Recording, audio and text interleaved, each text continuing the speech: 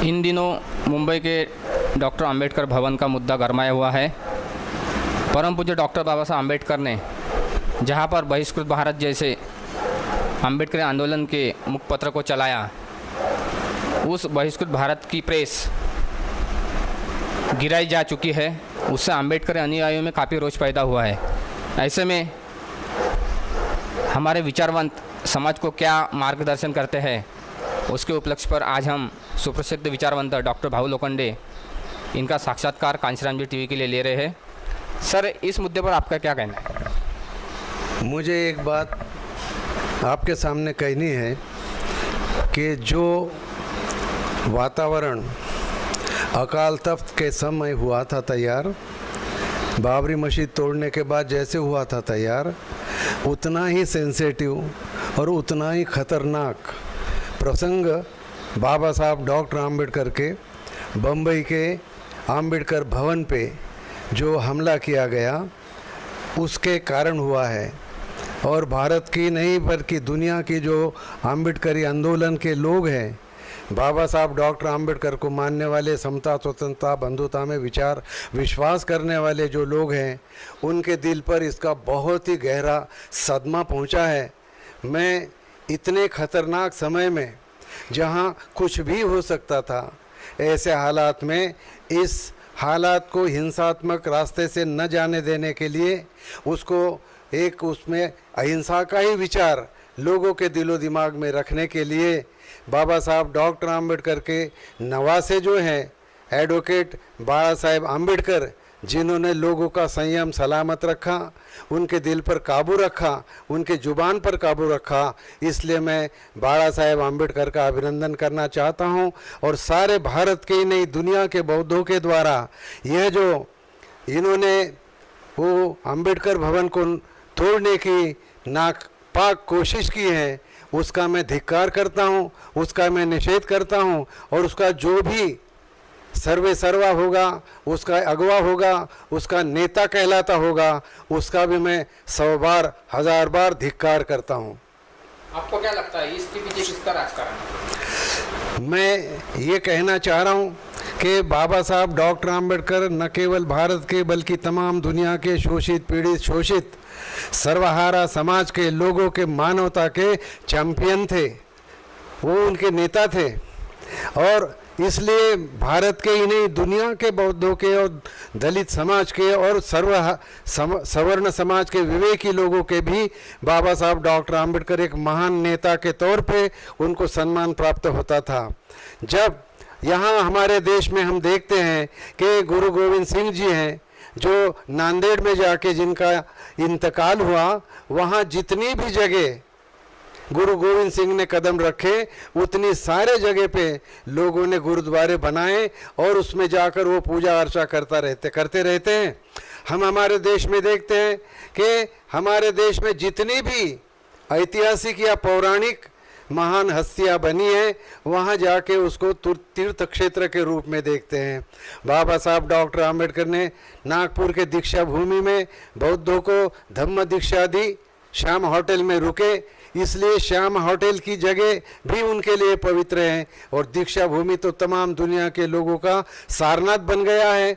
और जहां बाबा साहब डॉक्टर आम्बेडकर ने जन्म लिया था, वो महू की जगह भी लोगों के लिए तीर्थ क्षेत्र बन गई है। बम्बई की जगह जहां बाबा साहब डॉक्टर आम्बेडकर का महापरिनिर्वाण के बाद उत्तर क्रिया हुई, दहन क्रिया हुई, वह भी तमाम दुनिया के बौद्धों के लिए, बाबा साहब डॉक्टर आम्बेडकर के मानने वाले लोगों के लिए पवित्र तीर्थ क्षेत्र का उन्हें उस जगह को दर्जा प्राप्त हुआ है। जब बाबा साहब डॉक्टर आम्बेडकर का कुछ समय के लिए जहाँ जहाँ भी उनका निवास हुआ, वो जगह तीर्थ क्षेत्र बन गई है।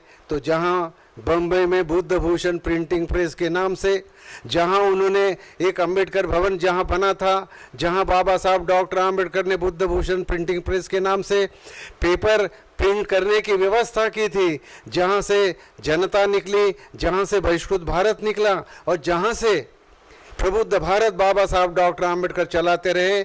मजदूरों का आंदोलन चलाया, वहाँ बाबा साहब डॉक्टर आम्बेडकर ने नाना प्रकार के अलग अलग विषयों पे किताबें लिखी और वहीं से लोगों को नेतृत्व दिया।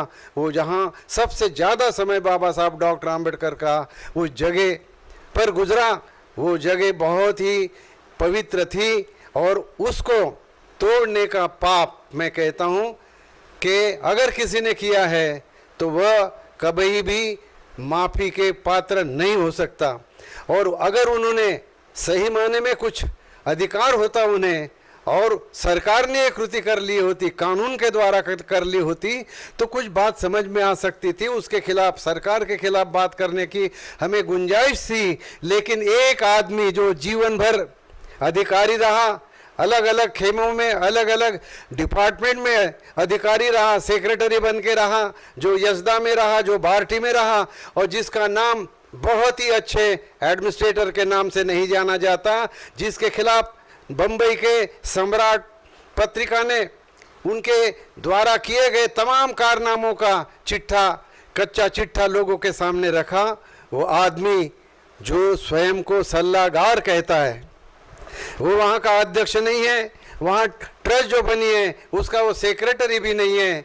वहाँ जाके वो ये दावा करता है कि हमने ये जगह तोड़ी है और हम यहाँ 17 मंजिल वाली बिल्डिंग बनाने वाले हैं और वहाँ हॉल बनाएंगे, वहाँ लाइब्रेरी बनाएंगे, और अंत में हम ये कहना चाहते हैं कि वहाँ वो कमर्शियल कॉम्प्लेक्स बनाना चाहते हैं, वहाँ मॉल वगैरह जैसे आर्थिक धंधे की जगह उसका उपयोग कर सकते हैं। और इसलिए पूरा समाज दुखी है। बाबा साहब डॉक्टर आम्बेडकर का बच्चा बच्चा दुखी है। कोई राजकीय नेता जो अपने स्वार्थवश अगर उस बात के खिलाफ जाते हैं तो वो बाबा साहब डॉक्टर आम्बेडकर के लिए ये सल्लागार जिस तरह से गद्दार है, उसी तरह से वो गद्दारी में शामिल होंगे। इसलिए उन्होंने विचार पूर्वक ये बात करनी चाहिए कि तमाम दुनिया के बौद्धों की जो भावना है वो उस भूमि को अपवित्र करने वाले लोगों के खिलाफ है। और इसलिए हम ये कहना चाहते हैं कि इसका सरकार ने भी ध्यान रख के इसका ढाल ढूंढने की कोशिश करनी चाहिए।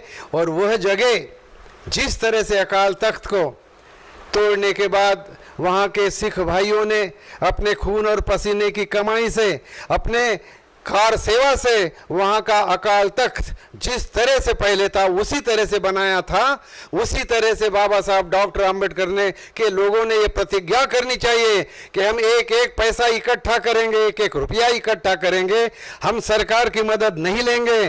और बाबा साहब डॉक्टर आम्बेडकर के कारण जो हम आज जीवन में सुखी हुए हैं, सत्ता पे गए हैं, नौकरियों में गए हैं, राजनीति में कर रहे हैं, हम लोग तमाम लोग अपने पैसे से इकट्ठा करेंगे, कार सेवा करेंगे और बाबा साहब डॉक्टर आम्बेडकर का आम्बेडकर भवन जैसा था वैसा ही वहाँ बनाएंगे और उसका जो पवित्र है वो हम कायम रखेंगे। ट्रस्टी का मुद्दा जारी है, तो वो ट्रस्टी के मुद्दे पर आपका? ट्रस्टी का मुद्दा जो है, बाबा साहब डॉक्टर आम्बेडकर इतने महान थे कि उन्होंने अपने किसी भी ट्रस्ट में अपने परिवार के लोगों को नहीं रखा। बाबा साहब डॉक्टर आम्बेडकर को किसी ने कहा था कि बाबा साहब आपको 2 बेटे हैं, एक भतीजा है मुकुंदराव आम्बेडकर और दूसरा है यशवंतराव आम्बेडकर, आप उनमें से किसी एक को राजनीति में लाइए।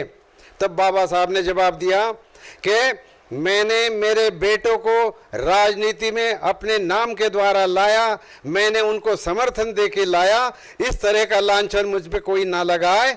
इसलिए मैं कभी भी नहीं चाहूँगा कि मैं मेरे बेटे को अपनी आंखों के सामने मैं राजनीति में लाऊंगा, मेरा उत्तराधिकारी बनाऊंगा, ये कतई संभव नहीं है। ऐसा कहने वाले बाबा साहब डॉक्टर आम्बेडकर ने अपने जितने भी ट्रस्ट बनाए हैं वहाँ अपने परिवार के लोगों को कहीं भी वहाँ उन्होंने जगह नहीं दी। उन्होंने अपने समाज का पीपल्स इम्प्रूवमेंट ट्रस्ट नाम दिया, उन्होंने जनता का इम्प्रूवमेंट ट्रस्ट। वहाँ उन्होंने बाबा साहब डॉक्टर आम्बेडकर ने जो ट्रस्ट बनाई थी, बाबा साहब डॉक्टर आम्बेडकर के उनके उत्तराधिकारी जो वारिस है, राजनीति के भी वारिस है, विद्वत्ता के वारिस है, उनके प्रॉपर्टी के भी वारिस है। डॉक्टर एडवोकेट प्रकाश आम्बेडकर साहब ने कल पत्र पढ़ के बताया कि बाबा साहब डॉक्टर आम्बेडकर कहते हैं कि मैं ये ज़मीन का स्वयं मालिक हूँ। और उन्होंने ये भी कहा कि यहाँ जितने भी इनके नाम है, ये ट्रस्ट वाले लोग हैं, ये सारे के सारे ऊपरे हैं, बाहर से आए हुए हैं, ओरिजिनल ट्रस्ट के लोग अलग है। और ये जो आदमी दावा करता है कि यहाँ का नेता बनना चाहता है, जो सरकारी नौकर था और अभी भी वो सरकारी नौकर ही है, वो बाबा साहब डॉक्टर आम्बेडकर के वजूद को, बाबा साहब डॉक्टर आम्बेडकर के पावित्र्य को नष्ट करना चाहता है। उसका कोई भी वहाँ अर्थार्थी जिसे कहते हैं कोई संबंध नहीं है।